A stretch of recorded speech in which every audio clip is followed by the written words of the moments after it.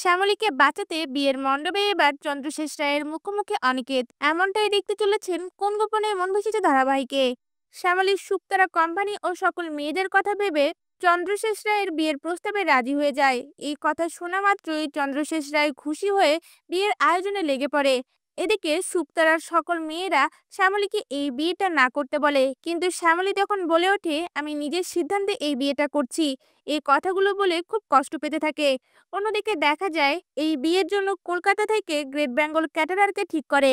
আর অনিকেত তখন নিজের দায়িত্বে গ্রামে এসে সকল আয়োজন মেনটেন করতে থাকে।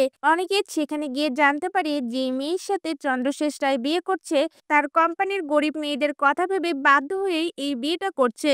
এরপর দেখা যায় চন্দ্রশেষ রায়ের হলুদ শেষে অনিকেত নিজেই দায়িত্ব নিয়ে সেই হলুদটা শ্যামলীর বাড়িতে পৌঁছে দিয়ে আসে।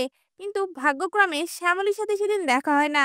এরপর দেখা যায় বিয়ের মণ্ডপে সুন্দর করে বউ সাজিয়ে শ্যামলীকে নিয়ে আসা হয়। আর শ্যামলী চোখ বন্ধ করে মহেশ্বরকে বলতে থাকে, হে মহেশ্বর, তুমি আমাকে কোন পরীক্ষায় ফেললে? স্যারকে ছাড়া আমি কোনো পুরুষকে আমার জীবনে স্থান দিতে পারবো না। এই কথাগুলো ভেবে অঝরেই কান্না করতে থাকে। এরপর দেখা যায় বিয়ের মণ্ডপে পান পাতা সরিয়ে শ্যামলীর শুভদৃষ্টি হতে গেলে তখনই চন্দ্রশেষ রায়ের পেছনে অনিকেতকে দেখে শ্যামলী চমকে ওঠে। আর অনিকেতও শ্যামলীকে দেখে চমকে ওঠে আর একে অপরের দিকে তাকিয়ে থাকে। তখন শ্যামলী অনিকেতকে দেখে মনে মনে বলতে থাকে, স্যার এখানে কি করে এলো?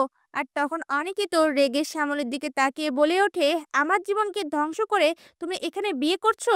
তখনই ঠাম্মি এসে সেই বিয়ের মণ্ডপে শ্যামলীর হয়ে বলে ওঠে, আমার নাতনি বাধ্য হয়ে এই লোকটাকে বিয়ে করছে। কেন তুমি আমার নাতনিকে এমন কথা বলছো? কথাটা শুনে অনিকেত অবাক হয়ে যায়। আর তখনই তার মনে পড়ে চন্দ্রশেষ রায়ের লোকেরা যে কথাগুলো বলেছিল সেই কথা। আর সাথে সাথে শ্যামলীকে বলে ওঠে, শ্যামলী, এই বিয়েটা আমি হতে দেব না। আর শ্যামলীও তখন অবাক দৃষ্টিতে অনিকেতের দিকে তাকিয়ে থাকে। এমনটাই যদি নতুন পর্বগুলিতে হয় আপনাদের দেখতে কেমন লাগবে?